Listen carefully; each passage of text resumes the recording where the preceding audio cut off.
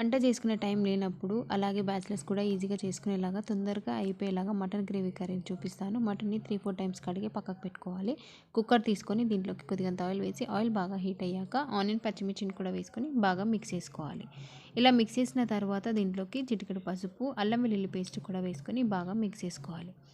ఇప్పుడు ఆనియన్ బాగా ఫ్రై అయిపోతుంది. దీంట్లోకి పక్కకు పెట్టుకున్న మటన్ని కూడా కుక్కర్లోకి వేసేసుకొని ఒకసారి బాగా మిక్స్ చేసుకోవాలి. ఇలా మిక్స్ చేసిన తర్వాత మటన్ని 5-6 నిమిషాల వరకు ఉడికించుకోవాలి. 5-6 నిమిషాల్లోపు కొద్దిగంత ఉడికిపోతుంది. ఇప్పుడు మీ కారం తగ్గట్టు దీంట్లోకి కారం, ఉప్పును కూడా వేసేసుకోవాలి.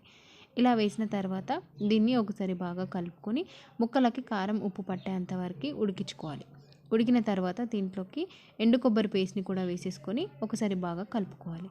ఇలా కలిపిన తర్వాత దీంట్లోకి 1/2 గ్లాస్ అన్ని వాటర్ని కూడా పోసేసుకొని ఒకసారి బాగా కలుపుకోవాలి.